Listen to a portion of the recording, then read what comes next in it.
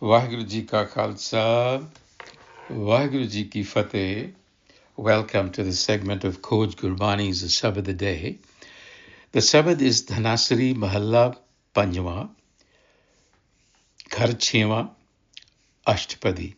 So we have transitioned now within the Rag Dhanasari to a composition of Guru Arjan, the fifth Nanak.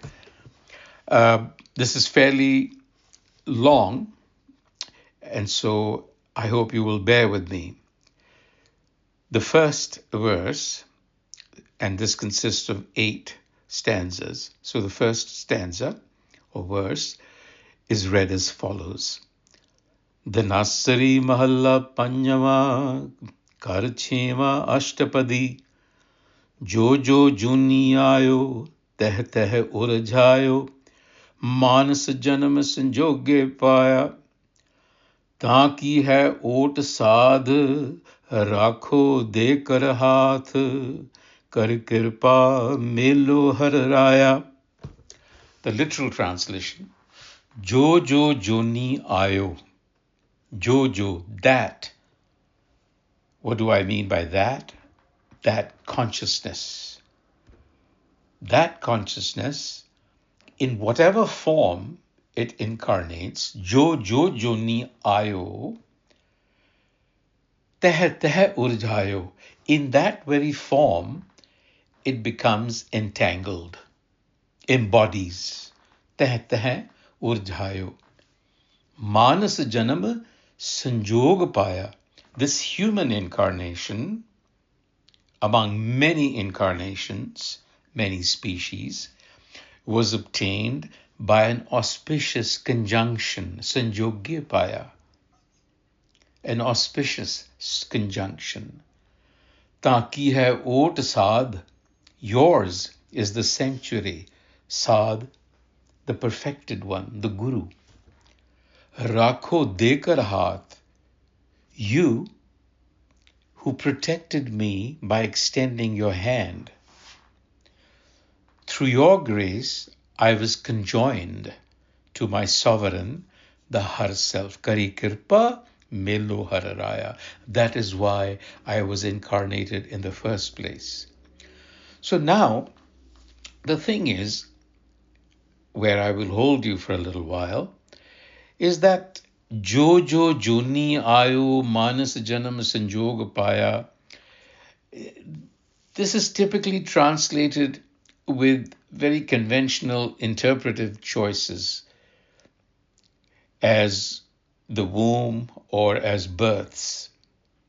Now, they may be grammatically defensible, but they can be a little misleading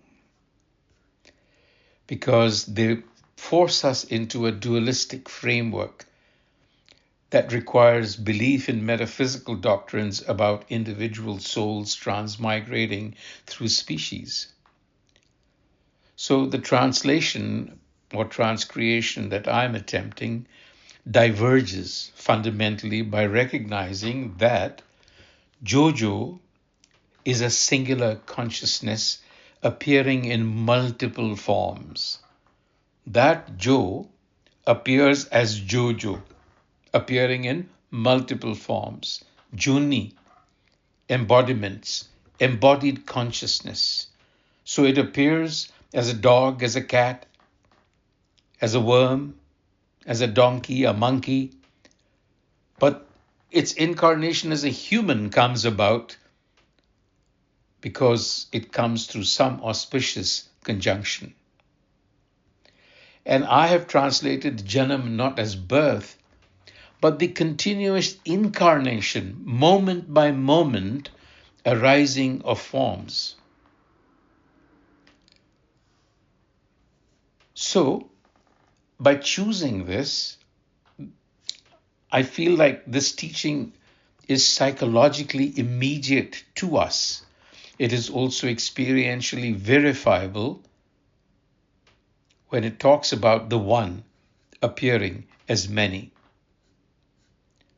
So there is one consciousness which manifests in countless forms, Now, mind you, these are not multiple separate souls, each having individual journeys through reincarnation.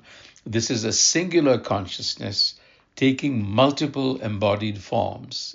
Ek hai, anek hai, phir ek hai. So this is that one appearing in many forms, like waves arising from a single ocean, or gold appearing as multiple ornaments. Right?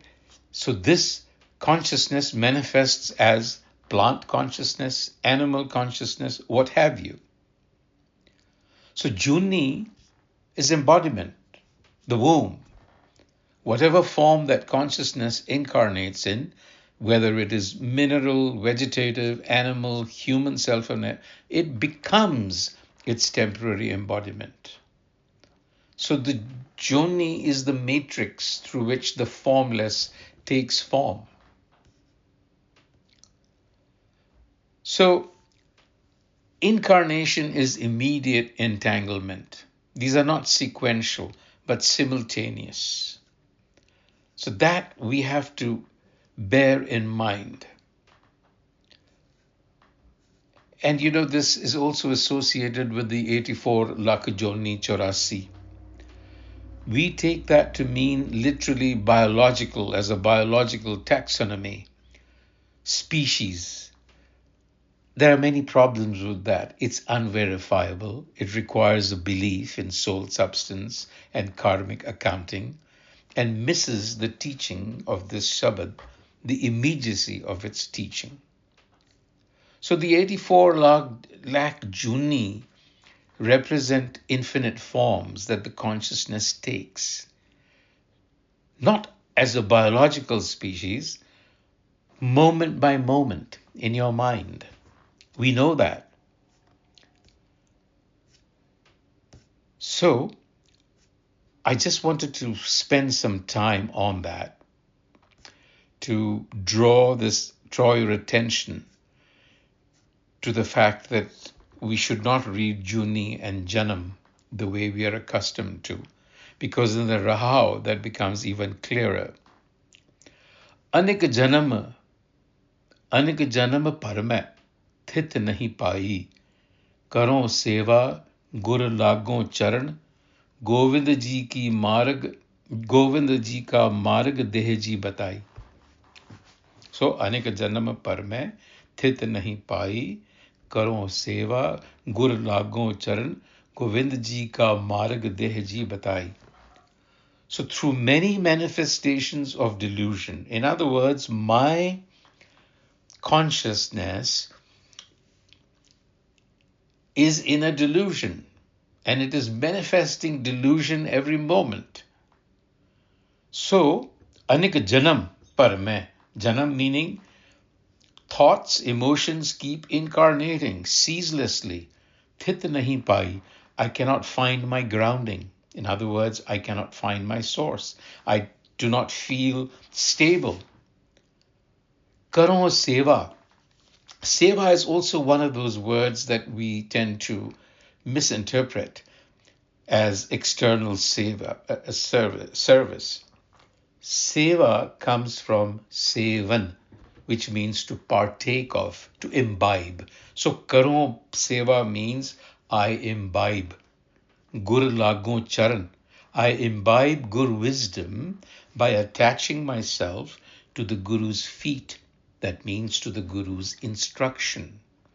And when I do that, Govind ji ka marg deh batai, the path to Govind, that sovereign, is revealed.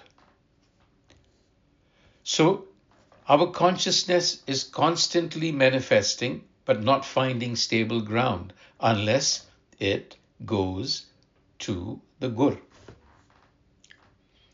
Then, anik upav karo maya ko, vichit taro meri karat sad hi vyahave.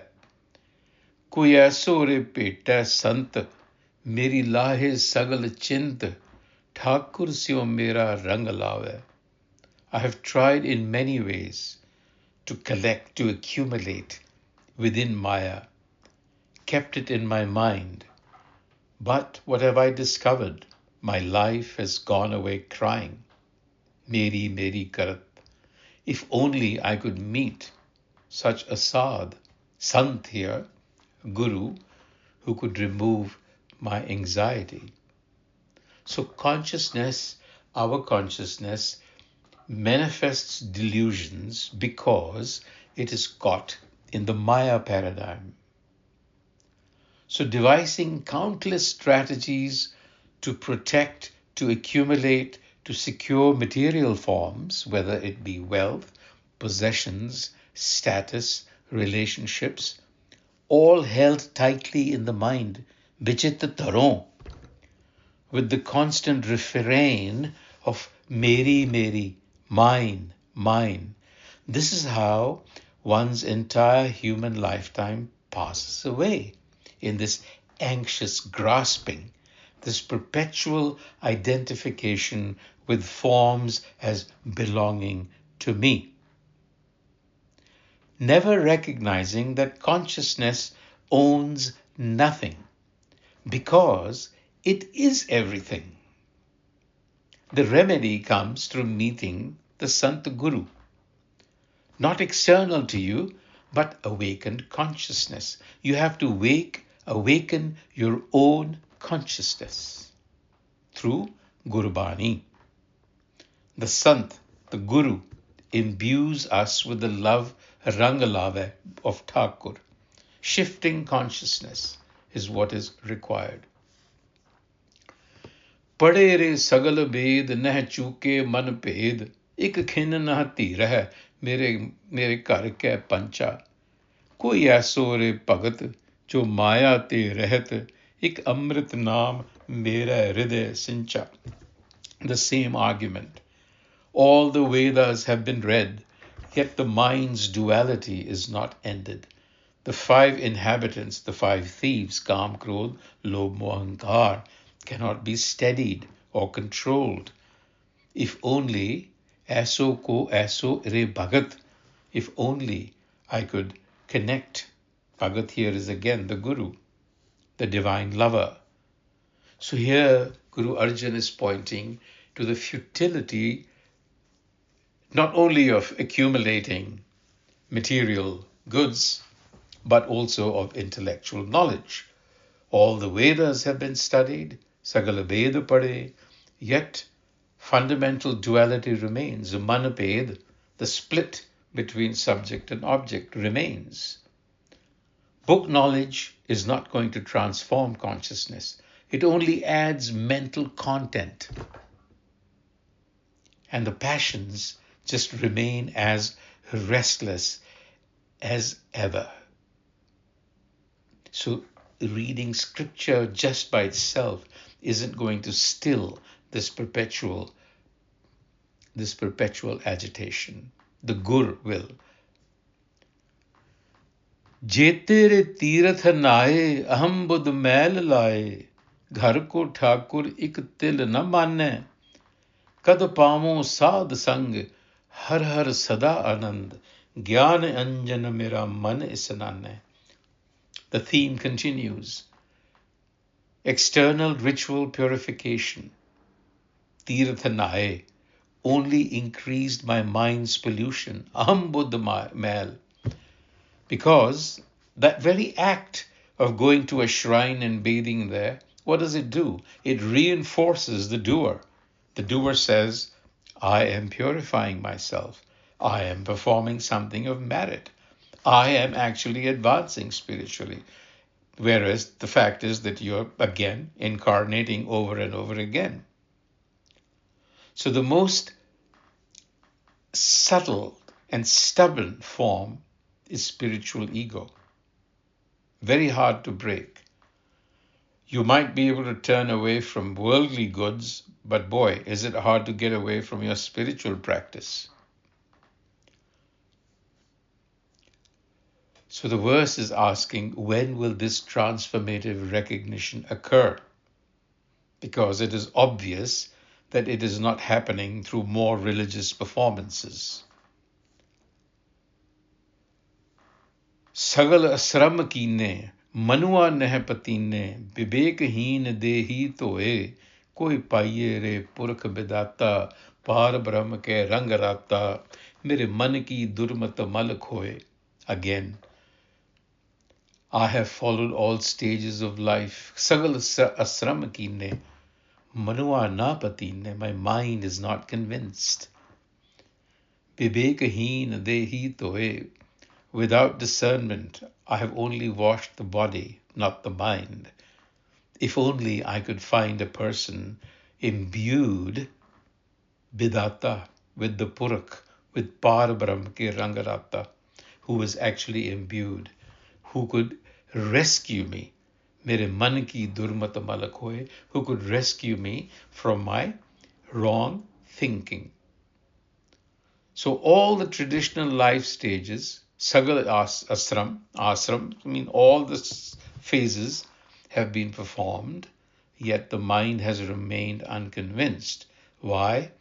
Because I remain vivekaheen, without discernment. I can't tell what is real and what is illusion. All these external practices just amount to nothing but washing your body, leaving consciousness itself unchanged. So the search is still for the true Guru, the awakened consciousness that could transmit its awakening to you. That is how it works. कर्म धर्म जुगता निमक न हेत करता गर्भ गर्भ पड़े कही न लेकै जिस भेटिए सफल मूरत करे सदा कीरत गुर प्रसाद को नेत्रो पेके. Again, karma dharma jugta. One may perform religious acts. One may know all methods. Nimak na het karta. But if they lack devotion and love, then what happens? We fall into the pit of self-pride. Kahi na lekhe. They count for nothing. Jisapetiya safala murat kare. Only through the grace of the Guru can one see that darshan. So again, the Guru is repeating, karamatarama juktas, rituals, duties, conduct, they become spiritually worthless when done without love, devotion, bhakti.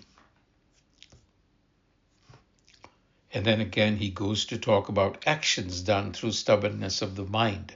Man hatha jo kamave, til na lekhe pave. Those are worthless. Bagal Jyotan Lave, he talks about being fixated on Maya like a crane. In other words, deception. The crane indulges in self-deception. Bagal Jyotan Lave Maya re tari, koi aso re sukho dai, prabh ki katha sunai, tis bhete gat hoye hamari. So, he's gone through this whole list, and the crane is indulging in what is called manhat, stubborn willfulness, insisting, I will meditate, I will become enlightened, I will transcend. All of this I actually just reinforces the delusion. Koi aso re sukhodai, a nurse who can actually apply the balm of peace to me. Prabh ki katha sunai, who can actually show me the way. Tis bhete gat hoye hamari. That is what I need, and that is the Guru. So prasanna gopal rai katere bandhan mai, gur ke sabad mera man rata, sada sada anand, bhetyo nirbhay gobind, sukh nanak lade har charan parata. When the sovereign, so prasanna gopal rai, is pleased, meaning when we are in harmony with the sovereign. Gur ke sabad mera man rata. It comes about because of immersion in Gur wisdom. This is the concluding verse, and it shifts from seeking to finding, from effort to grace, from a struggling separate self to recognition of that one. When consciousness turns towards itself, so prasanna gopala rai, then remaining fixated on objects, then and only then the bonds of Maya are cut. Katere bandhanamaya. Not through spiritual warfare. So the bondage of Maya isn't imposed by external forces, but by the hypnotic belief that consciousness is limited to and identical with this particular body-mind form, the ego. This is the problem. So now with the Guru's word, Guru ke sabad.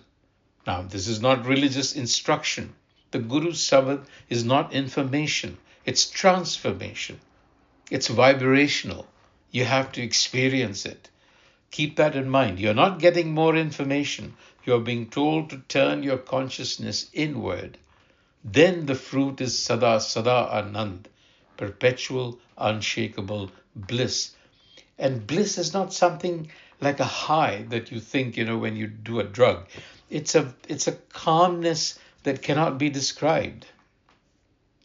It is just the way it is, resting in its essential nature. And then there is, in the end, the second rahau. Safal bhai safal jattara avan jaan kahe avan jaan rahe mil sadha. The meeting with the Guru carries with it the ecstatic recognition that the entire journey, the lifelong search, the countless practices and pilgrimages chronicled in the previous verses have been fulfilled not through reaching a distant destination, but through recognizing what was already present. Successful, the Guru says, has my life journey become. It doesn't mean that I have acquired all these external goals, but the dissolution of this fundamental delusion that I lived under. Avan jana rahe mera sadha, coming and going have ended. It's the coming and going of those journeys through the mind. The mind is now tranquil. It doesn't do avan jan. It's not running here and there. So, Guruji here has very systematically dismantled every conventional religious path, whether it is scriptural study, whether it is pilgrimage, whether it is life stage progression, whether it is meditation, whether it is ritual observance, revealing to us how such efforts, when performed from ego identification, and that is what ends up happening, they only reinforce the fundamental delusion that they are meant to dissolve. So the shift comes not through more intense effort or discipline, but through encountering the sad, the bhagat, the purakha vedanta, which is consciousness established beyond Maya, one saturated with recognition, par brahma ke rang rata. And this is the ointment of wisdom that we need, Gyan Anjan, that will open our eyes. Vaheguru Ji ka Khalsa, Vaheguru Ji ki Fateh, and I apologize for the longish nature of this interpretation. Vaheguru Ji ka Khalsa, Vaheguru Ji ki Fateh.